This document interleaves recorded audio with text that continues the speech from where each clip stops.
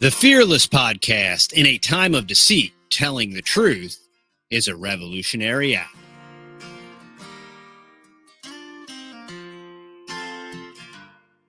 All right, y'all. Welcome back to the Fearless Podcast. This is episode 48. And today I'm really excited to introduce y'all to Dr. Anthony Chaffee. Dr. Chaffee, welcome to the Fearless Podcast. Not a problem. Thank you for having me. So, Dr. Chaffee, for those of that don't know who you are, maybe you could give us a little bit of an intro, some of your background. Sure. Well, I'm an American medical doctor and physician. I work currently in Australia in neurosurgery, and I have a practice in metabolic medicine. Some call it functional medicine. It's really preventative medicine and looking at root causes of chronic disease. Traditionally, we have a very, very good understanding and ability to treat acute injuries, issues, medical emergencies, traumas, these sorts of things. But the current system is really not adept at dealing with chronic diseases. And it's just papering over symptoms as opposed to addressing root cause issues. And so that's what I try to do with more diet and lifestyle sort of interventions to try to address root cause issues. And as a result, you're getting people off medication as opposed to on them, and just getting them to be healthy and not have to use doctor services in the first place, which is the whole idea. You keep people healthy. You don't just perpetuate their illness. And that's sort of the system now, is that we're perpetuating illness and just treating the symptoms. We're not treating root cause diseases, root cause of the disease. And so therefore you can just keep selling them medicine. They'll have to take medicine for the rest of their life. They're much shorter and more miserable life, but that doesn't matter because it makes a lot of people a lot of money. And so I obviously think that we need to shift out of that. Most doctors don't even realize that we're in that. They don't realize that there's another option. And so what I do now in my podcast and social media is I try to educate people and doctors alike to understand that there's actual treatments for these so-called uncurable diseases, that you can actually reverse type 2 diabetes. You can reverse Crohn's disease. You can reverse multiple sclerosis and rheumatoid arthritis with very simple interventions of a dietary nature and lifestyle. And so that's what I try to do. I've spent about 25 years researching diet and nutrition, how that affects health and chronic disease as it pertains to our health as patients and treating patients as doctors, as well as in athletes. And so that was my original interest in this, was from a biological point of view, but also because I was an athlete. I wanted to give my body the best sort of nutrition that I could. And so now I'm just trying to share that with other people and get people healthy without having to resort to a lot of medications just to keep them hanging on and never getting true resolution of their symptoms and issues. Yeah, and that's a little bit of my story. Is what led me to the carnivore diet. Is I had an unknown arthritic condition in my left shoulder, and it degenerated the joint and the labrum, and they wanted to replace my shoulder, but instead I started carnivore, and it's kind of it's helped tremendously. It's taken away the pain and everything. I'm still missing 30 to 40% of my labrum, but and maybe we can get into that a little bit later, because I've heard you mention some things that I wanted to drill down on. But this is the reason why I wanted to have you on the podcast, is to discuss the controlled demolition of the agro-industrial complex. And you were just mentioning earlier, as we were talking before we started recording, about this blue zone scam. And this really speaks to the larger issue with the government involvement and how the government is basically redirecting all these things. And then you tie that in with the climate change deal. And, maybe we could talk about what we were just talking about with these blue zone scams and Loma Linda, the Seventh-day Adventist, Kellogg's. I know you've talked a lot about, and I realize that's a lot of different topics, but it speaks to the larger topic of how we're being propagandized regarding our food. Yeah. Well, I mean, we are. I mean, we've been lied to, about how many things. It's impossible to know, but these things keep coming out more and more about all the different things we get lied to about. The Journal of the American Medical Association, JAMA, published in 2016, actual internal memos from the sugar companies called the Sugar Research Foundation, detailing how they paid off various professors and researchers from Harvard and elsewhere to falsify data and publish fraudulent studies to make it appear as if cholesterol caused heart disease, when it was much more likely to be sugar, because there were a lot of people advocating that it was sugar. And so they, like the tobacco companies, they wanted to put out the propaganda to combat that, just to protect their now multi-trillion-dollar a year product. And one of those professors was named head of the USDA, and he was the one who authored and published the USDA declaration in the late 70s saying that cholesterol caused heart disease, saturated fat increased cholesterol, everyone needs to stop eating this. And as a result of that, they shifted over to eat a more plant-based diet. We stopped eating as much meat. We're eating, we certainly reduced red meat significantly. So everyone who vilifies red meat is just fooling themselves, because we dropped our red meat consumption by over 1/3 since the 1970s. And things have gotten worse markedly. And you can look at that by almost every single metric. Things have gotten worse from our health, from an expenditure point of view, from a lives lost point of view, from lost productivity point of view, and just a pure, black and white cost accounting of the situation. Even Harvard School of Public Health, they published a study looking at just 5 of these non-communicable chronic diseases. So heart disease, or cardiovascular disease, diabetes, COPD, mental health issues, and what was the other one? What was the other one? I already said diabetes. So the hell was that? Anyway, so there's 5 of those. I'm just blanking on the last one. But they looked at these and they found that the amount that we're spending on these, from direct and indirect costs, in 2010 to 2030 will nearly double in the amount of spending that we're going to have to do just for treating these sorts of issues.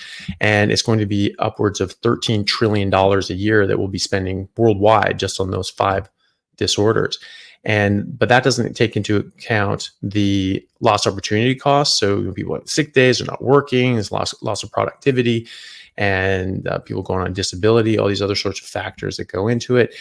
And we would have lost about $46 trillion between 2011 and 2030 just on the lost opportunity costs. And then the other factor, the other way they looked at it, was in premature deaths, so lives lost, dying early, and what that costs countries and systems in the economy, was estimated by Harvard to be nearly $23 trillion in 2010, and is estimated to be over $42 trillion by 2030.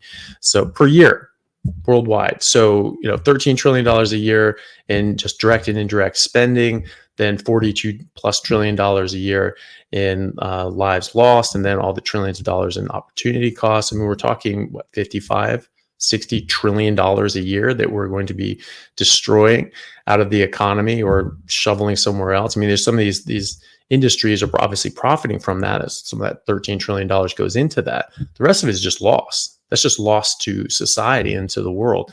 So that's a very losing equation. So since we made these changes, I mean, you can say what you want about red meat, but you can't say that. You can't say that more red meat makes things worse, because we're eating we've reduced red meat by over 1/3 since the 1970s, and just from 2010 to 30, I mean, these costs are doubling, right? So it's not red meat. And we've increased fruits and vegetables, increased grains, increased seed oils, increased sugar in the form of high fructose corn syrup, especially in America, but around the world. And these diseases are just getting worse and worse and worse. And so we have been lied to. We've been flat out lied to. We've been told that it was one thing. It was definitely not that. We have hard documentation showing that the sugar companies basically made this up and then paid people off to run with it. And and then you have further sort of machinations of different sorts of industries, such as the food and drug companies. There's a gentleman named Callie Means, who's a whistleblower, Mhm. He worked in the food and drug companies, and he's saying that, hey, these guys know that this processed food is making people sick, and they're profiting off of it on the back end because they're selling medications to, treat these metabolic diseases. He said, I know they know this because I was in the board meetings with them when they said it. So he's been making a lot of rounds showing that these guys know what they're doing. This isn't a mistake. And they obviously have a very big vested interest in keeping these industries going. The food companies, like the big processed food companies like Coca-Cola, Nestle, Pepsi, they spend the vast majority of money on nutritional research than anybody else. So I think Coca-Cola spends about 11 times the amount of money on nutritional research than the NIH. Right. So it's the vast majority of nutritional research goes into this, and they're all pushing this plant-based narrative because they know that when people go plant-based and they stop eating meat, they don't go eating fresh quinoa salads with sprouts and arugula. They might start like that, but they where they go very quickly is eating a whole bunch of processed crap and potato chips. And so that's what's going to make them money, and then that's going to make the pharmaceutical companies money on the back end as well. And so they're happy to perpetuate this system, even though it means the suffering for a lot of people. And it goes even further back than that. But that's enough to drive a lot of harm. Yeah, and that's what's interesting about the consolidation of all these transnational companies. Even with beef processing, just on the meat side, but all of these companies can, over the last 30 or 40 years, they can continue to consolidate, and it makes these connections between big processed food, sugar, and big pharma. It basically ties them all together, and they basically feed each other. Mm-hmm. Yeah, well, they're all sort of tied up together. As far as I understand, a lot of them are invested in each other. Like the pharmaceutical companies will have investments in processed food and vice versa.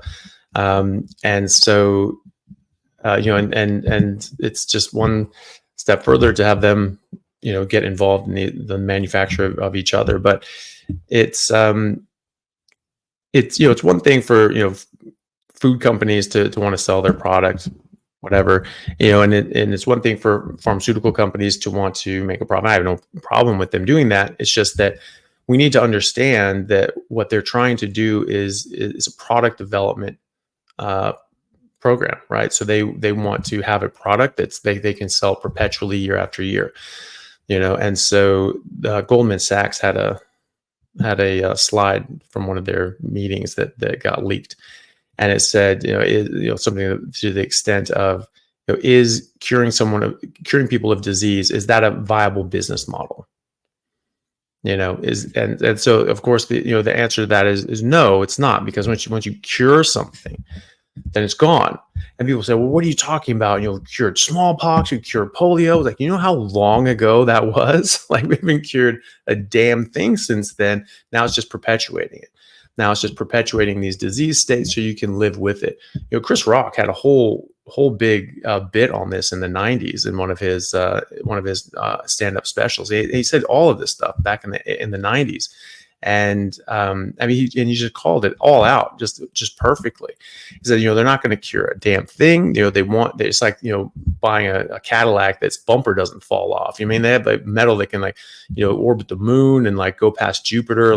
They can make a damn, Chevy that doesn't fall apart, but they want it to fall apart. So you have to pay to fix it and you have to buy a new one.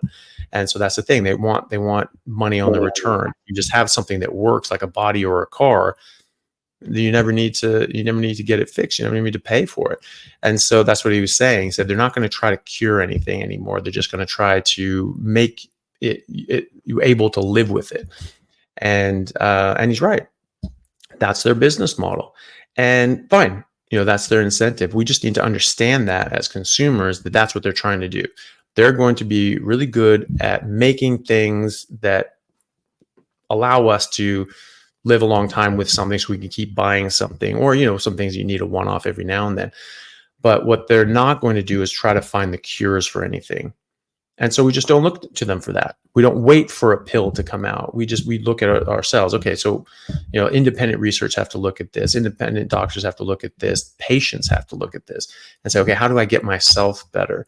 I can take the drugs and that can help me for a time, but if I want to get well, I have to figure out what's making me sick. And because all these diseases are getting worse, they're not getting better. And it's not an infection that's sweeping the nation or sweeping across the world. These are non-communicable chronic diseases. Non-communicable meaning they cannot pass from one person to another. And they are not solely genetic because they're getting worse. They're getting more prevalent. More people are getting these things. More people are getting them younger. More people are dying from these things as we go. We've never been more technologically advanced in history that we know of before now. And so why are we getting worse? Why are we getting sicker? Why are we dying younger in a lot of cases from these diseases? Some of these things used to never get seen in the younger decades, or certainly not in childhood, like type 2 diabetes that used to be called adult onset diabetes, and fatty liver disease was only seen in alcoholics. And so, then in the 1990s, a bunch of 10-year-olds were getting adult onset diabetes and fatty liver disease. And I remember the news reports when it happened as when I was a kid, they were saying like, well, how the hell is this? This guy's 10 years old. How can he get adult onset diabetes? He's not an adult. And he's got fatty liver disease, but only alcoholics get fatty liver disease. And he's never had a drink in his life. He's 10. So what is it? And so instead of thinking, well, what changed in our environment? Because that's the only thing that's going to change. They just said, it's probably always happening. We just didn't notice it. And they just completely ignored it. And they renamed it type 2 diabetes and non-alcoholic fatty liver disease. Complete cop out. And so you can say that once. You get one of those where you just say, well, we probably just weren't noticing it. Autism. 1 in 10,000 kids in America had autism in the 1970s. Now it's 1 in 34. And I believe 1 in 22 males. Right. So we just didn't notice that. Well, they said that in the 90s. And then it increased in the 2000s and then the 2010s and now the 2020s dramatically. So you get to say that once, but then after that, you're just being lazy, because, okay, well, we didn't notice it before. Well, now we're paying attention. Okay. And so if it's going up decade after decade, year after year, well, obviously there's something causing that. So that's something in our environment. Our genetics aren't changing during the course of our lifetime. The population genetics can't change as a population in one generation. That's not how population genetics work. If you have a number of genes in a population, unless there's some sort of mass extinction or mass migration or something like that, you will not change the percentage of those alleles, those genes in the population. You can't, no matter how long it goes. No matter how large the population grows or shrinks due to natural sort of processes, unless there's a mass extinction or a mass migration event, you will not have a difference in the percentage of those alleles. And so that's what we need to remember. And so it's certainly not going to change in like a generation or two in any case. So this is obviously something in our environment. And so if it's something in our environment, it's something that we can find and remove from our environment.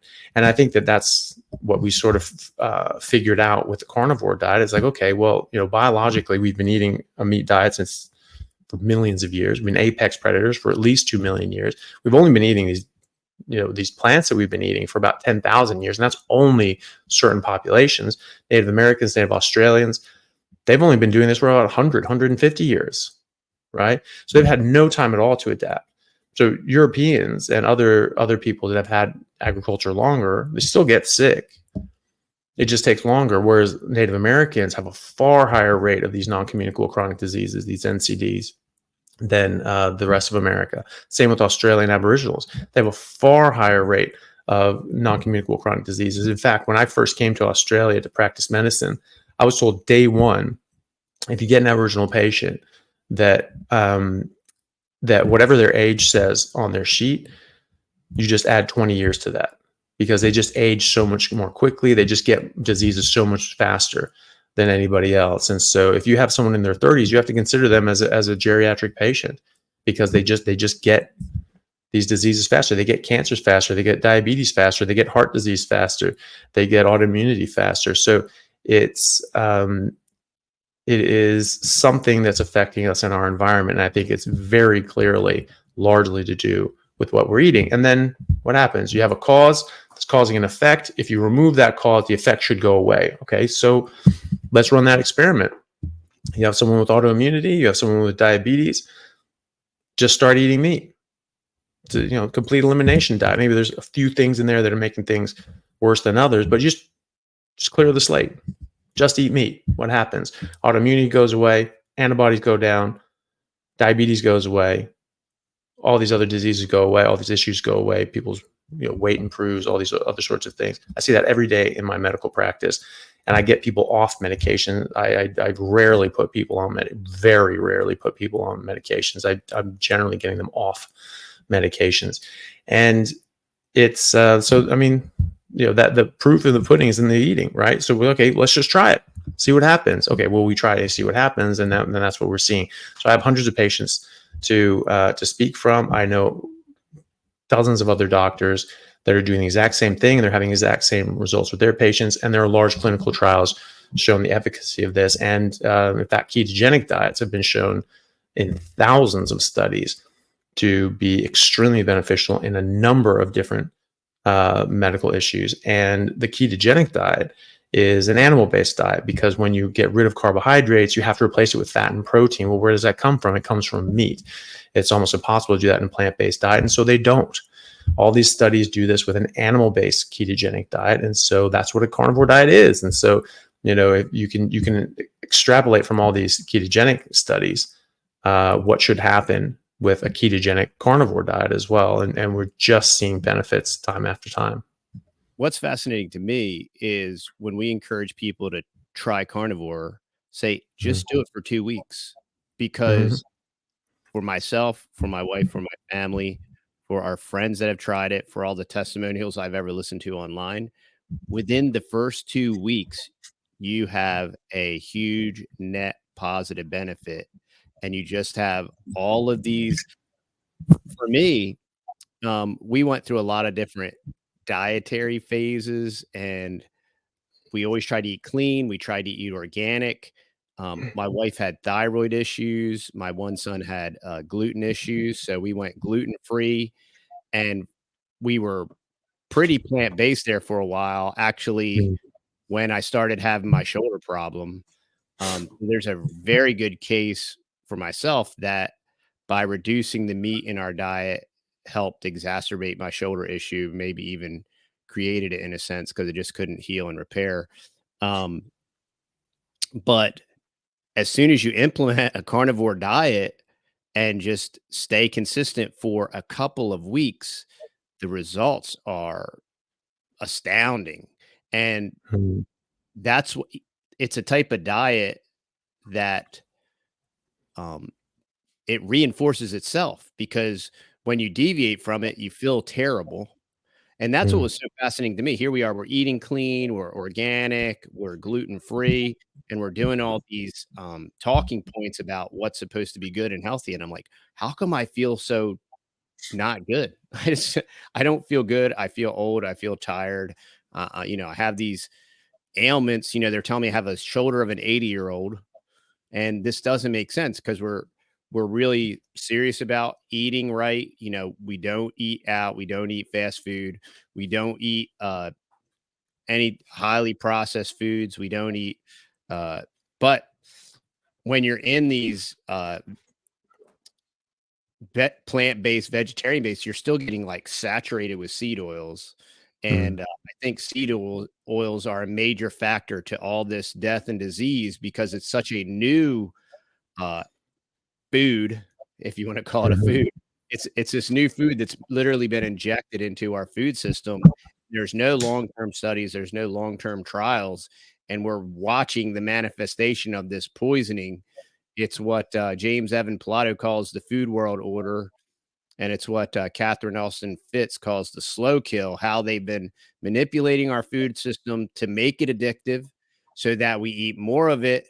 And simultaneously, what we are eating is literally poisoning us.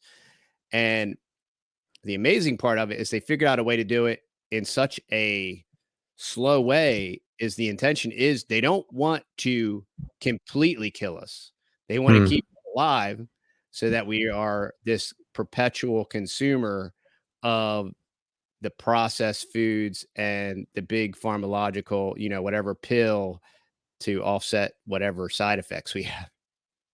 Yeah. Well, that's the thing, like any good drug dealer, you need to keep your customers alive, so you don't want them to get overdose and things like that, or else they can't keep buying drugs from you. But you need that comeback. You need that return. That's why you can't just be like, oh, okay, here's some meth but it's great. You're high for the rest of your life. You don't have any problems. You never need more drugs. Well, that's obviously a horrible idea. That's an anathema to that business. And that's the same thing with treating, actually resolving diseases. So you want that return customer. As far as the seed oils are concerned, there's a direct correlation with the consumption of seed oils and the rise of heart disease and chronic disease across America and the world, and in different countries similarly. Dr. Zoe Harcum and Dr. Oh my goodness, I'm blanking everybody's name today. I can't remember his name. Anyway, Dr. Harcum on her website, they looked at the WHO information, their data for 192 countries, and they looked at saturated fat intake and cholesterol. I think it's cholesterol and heart disease, and they found that there was actually a direct correlation with 192 countries. They all showed a correlation with improved cardiovascular disease rates, with higher cholesterol and more saturated fat and things like that. So those correlations don't actually run in the right way for that to be true. There is a randomized control trial, actually a couple of randomized control trials. I think there's about 5 randomized control trials where they replace saturated fat with plant oils like margarines and things like that, right? And then they gave them to people and see what happened. 3 of them showed that doesn't actually improve things. It actually doesn't improve people's risk of developing heart disease by lowering their cholesterol with plant oils, right? And removing saturated fat. So, okay. So that doesn't really help their case. And then the other 2 actually showed harm. They actually caused harm. The best one that they did had nearly 10,000 patients. It was like 9,600 people involved. They were actually institutionalized, so they were stuck in governments, under the care of the government for a number of years, and they could perfectly control their diet, or as well as you can. When you send people home and say, "Hey, just eat this," they may or they may not, but when you're providing every meal for years, it's a much more controlled event. So the one diet, they were just eating sort of a traditional diet that they did in the 70s. And the other one, they sort of replaced out butter and lard with margarine and those sorts of things. And what happened? So they followed them for a number of years, and they found that, yes, indeed, if you replaced saturated fat with margarine, you'd lower total cholesterol and you'd lower LDL. And more people would die of heart attacks and strokes. So that's not good. But where was that in the 1970s when everyone was vilifying meat and fat and saying margarine was so good for you? They buried it. It took 40 years to uncover this data. And it was Dr. Ramsden over at the NIH who actually uncovered this and subsequently published it. But that should never have been buried. That was one of these known paid shills from the sugar companies, Ansel Keys, who's an absolute criminal and crook, and everything that the guy's ever done should just be burned from the record book. He's just everything that guy's done is poisoned. We have no idea when he started becoming corrupt, and obviously he had to have some sort of success in his research career to have some credibility to then sell and leverage.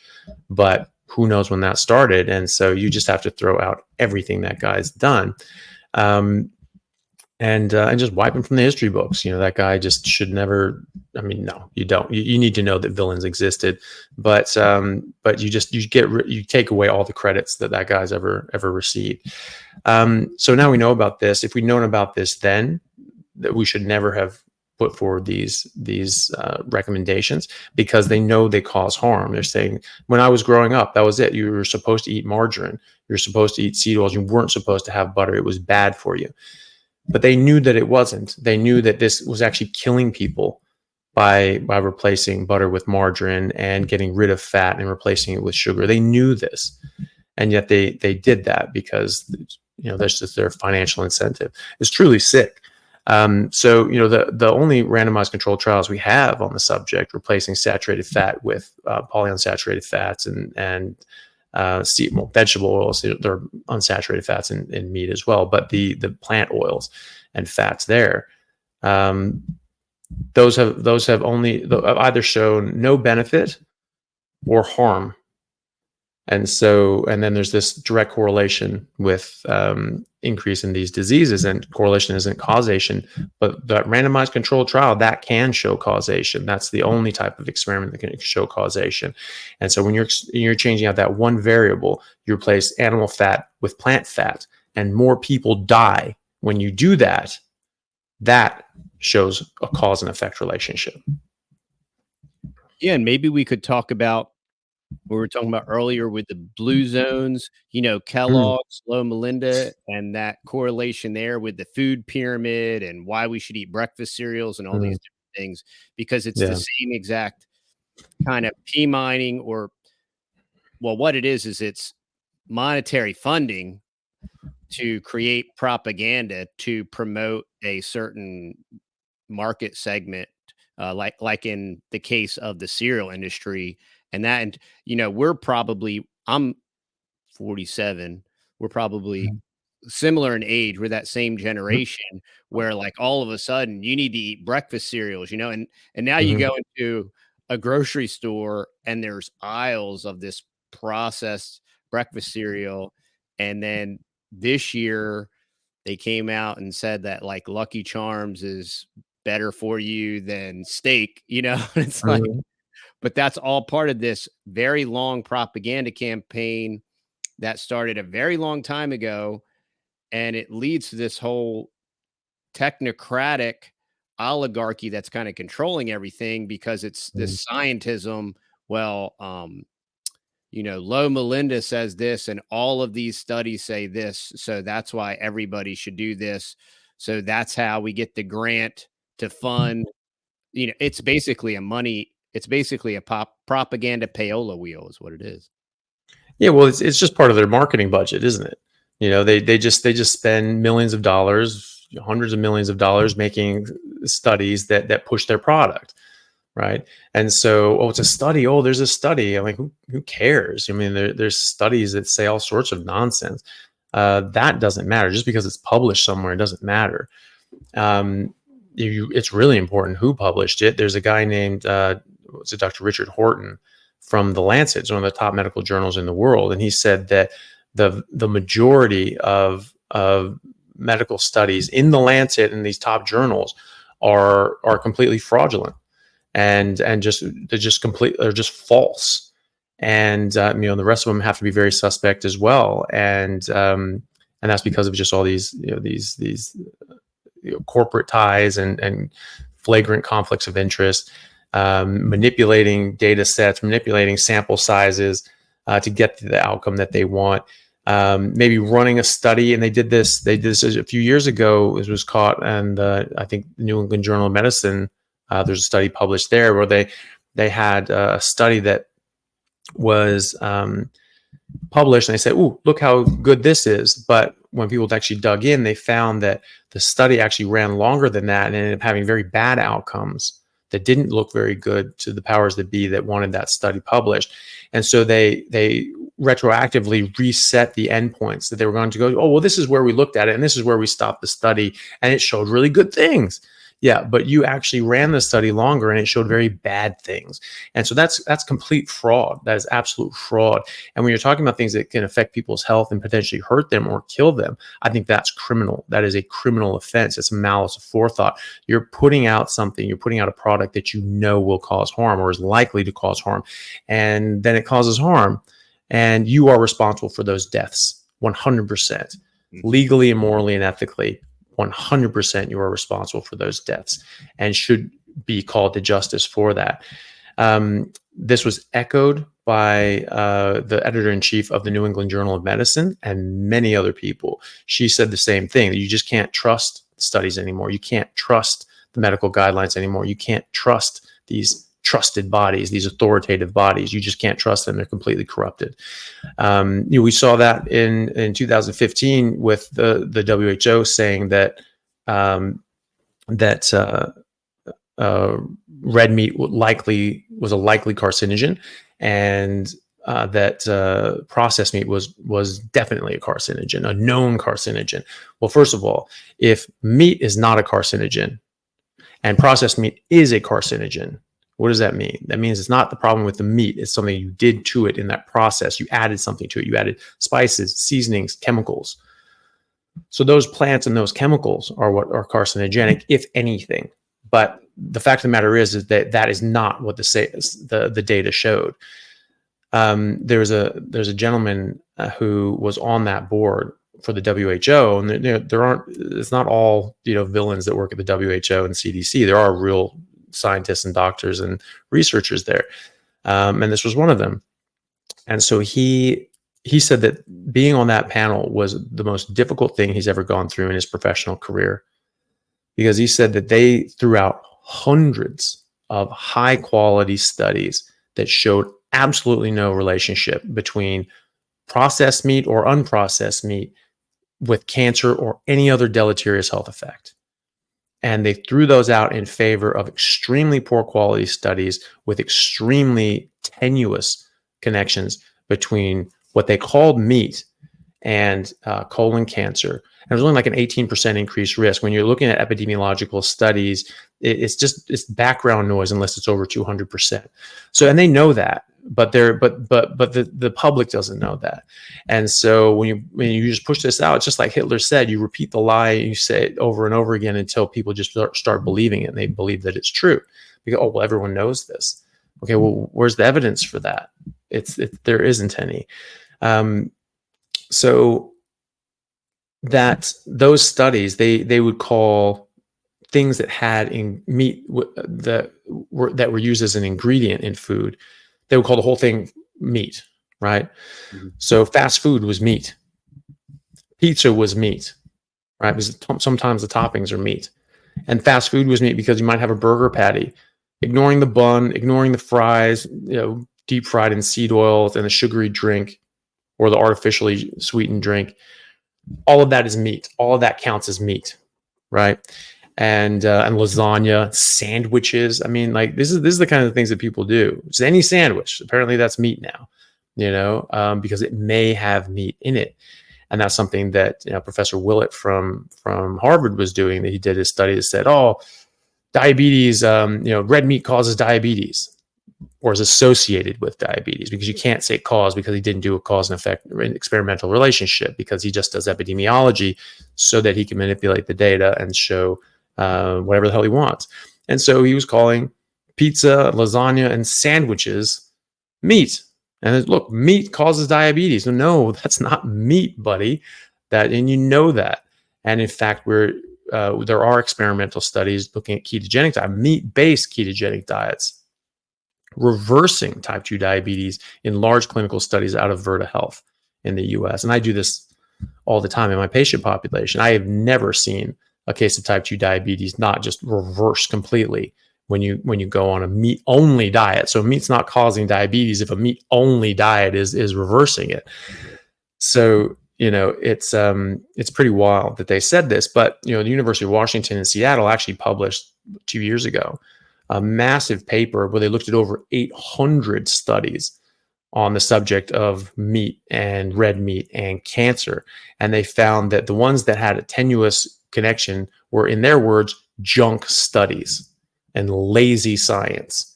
And they found that the better quality ones found absolutely no connection between meat and cancer, especially even processed meat and cancer.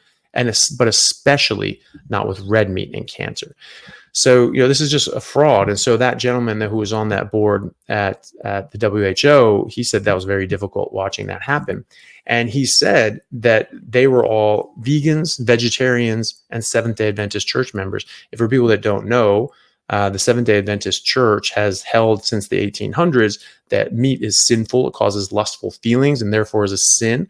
And God, gave us a directive through their prophetess, Ellen G. White, who said that, God said that she had a vision from God that said, we have to stop eating meat. Everyone needs to stop eating meat because it's sinful. It causes lustful feelings and makes people masturbate.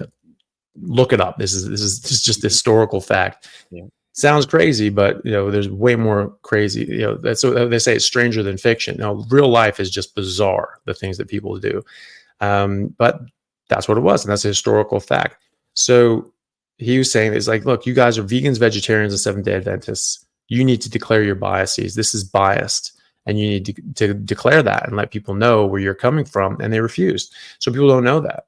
They don't know that this is how these things were brought about. And so that's why you can't trust these things. You don't know who's on it. They're not necessarily doctors, scientists, and researchers. And if they are, they could be completely corrupt, like Ansel Keys and those fellows from Harvard who sold out the health of the planet for how much? $6,500. That's how much they got paid. And we have their records. We have what they got paid. We have their contracts, $6,500 back in the 60s. It's about $55,000 now. So they drove off with a sweet new Camry, and we all suffered and died early, right? I mean, that's it. That's what you sold your soul for, really? You better hope there's nothing else after this, because you would definitely be facing judgment for that. And they should have been facing judgment for that here. People still should be, because these food and drug companies are still perpetuating this lie. The Sugar Research Foundation is now the Sugar Association. They have their own records. They know what they did historically. So they know that this is crap. They know that their product is harmful. And they're still pushing this out there. I mean, they're still committing the crime. They're still knowingly putting out a harmful product and trying to blame something else. So I think they're still culpable criminally. I was talking about the Seventh-day Adventists. I know a lot of Seventh-day Adventist church members. They're just normal people. They're just nice, normal people. But the system in place is about, you should not eat meat. It's sinful. That came from Ellen G. White back in the 1800s with the founding of the church. And her protege was a kid named John Harvey Kellogg, who grew up to be Dr. Kellogg and started Kellogg cereals with his brother. Very influential man, extremely famous. Anthony Hopkins played him in a movie called Road to Wellville. He was a bit of a nut. He did a lot of very strange things that people can look into. Very, very eccentric in a lot of ways, but extremely famous and extremely influential. And so presidents went to him, Carnegie went to him, Rockefeller went to him, Henry Ford went to him. Very famous people went to him and really held him in high regard.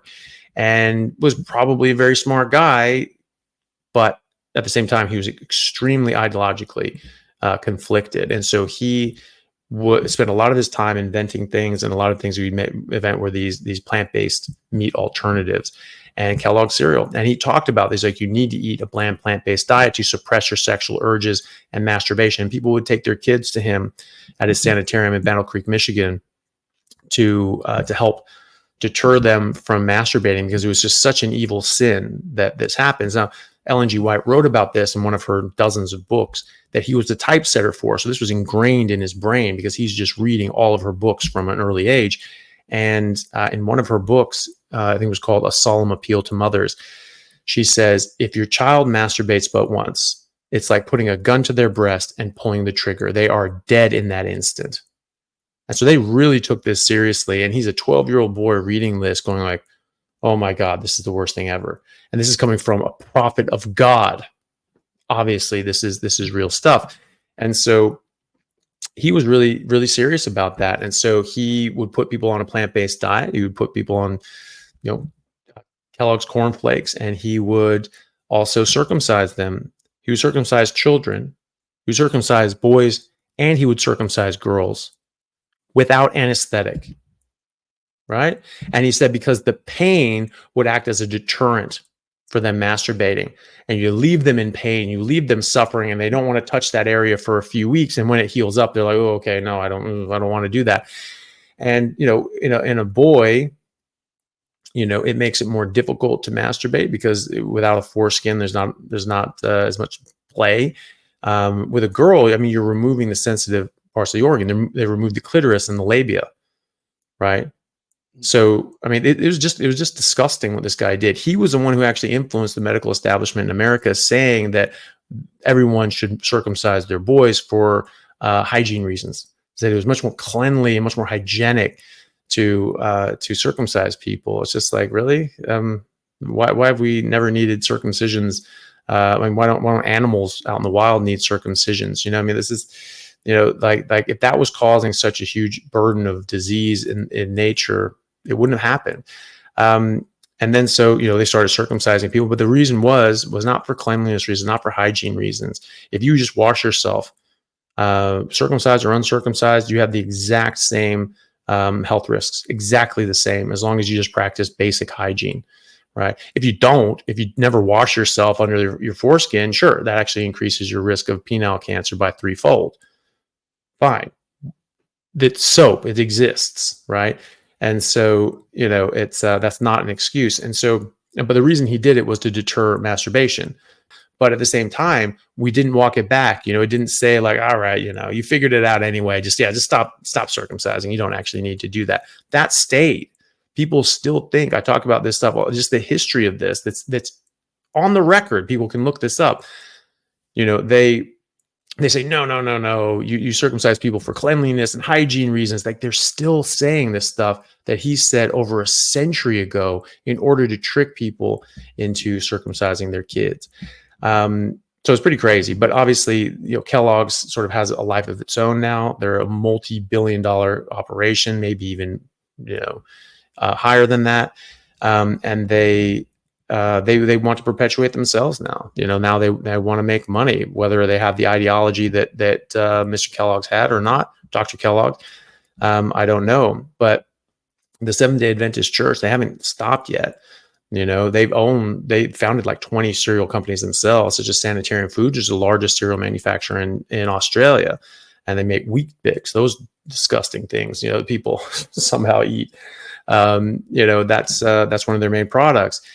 And so they're still going. And now they've always enjoyed tax exempt status. They've actually never, that multinational company has never paid taxes.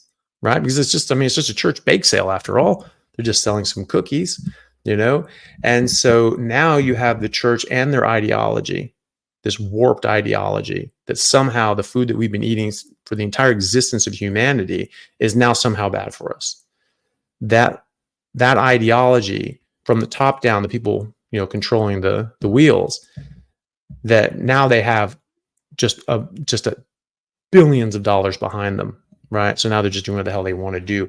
But it's not that they've certainly infiltrated different organizations like the WHO, like the government. I mean, the McGovern report, that was 1977. Senator McGovern put out a report saying, it's like, okay, well, we need to think about, what are we eating? What's good or bad? And it's the first time the government ever said like, ooh, maybe we should limit something, as opposed to let's try to get enough of everything. Because before that, we were dealing with nutritional deficiencies and people not getting enough.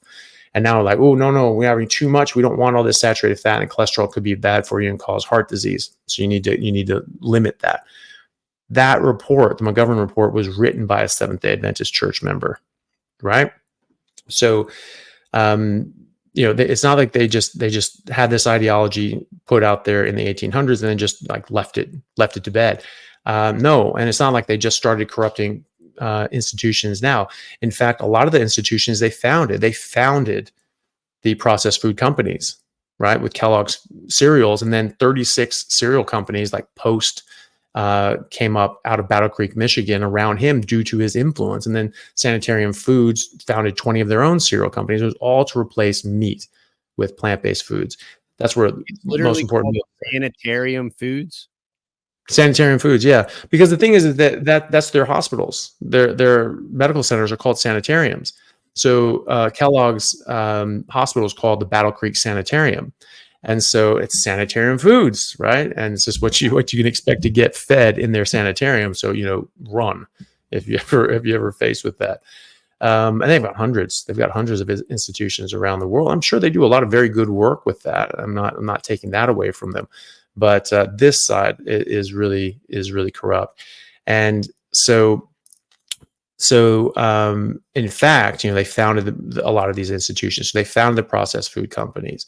They founded a lot of the cereal companies. They still run a lot of the cereal companies. I mean, Kellogg's isn't owned by the church, but they have strong ties. They do, work together and things like that. You'll see studies that are paid for by Kellogg's that are peer reviewed and approved by Loma Linda Medical Center, which is the medical center and medical school of the Seventh-day Adventist Church. When I was in California looking at medical schools there back in the 2000s, I looked at Loma Linda and said, "Oh, what's that? I've never heard of that school before."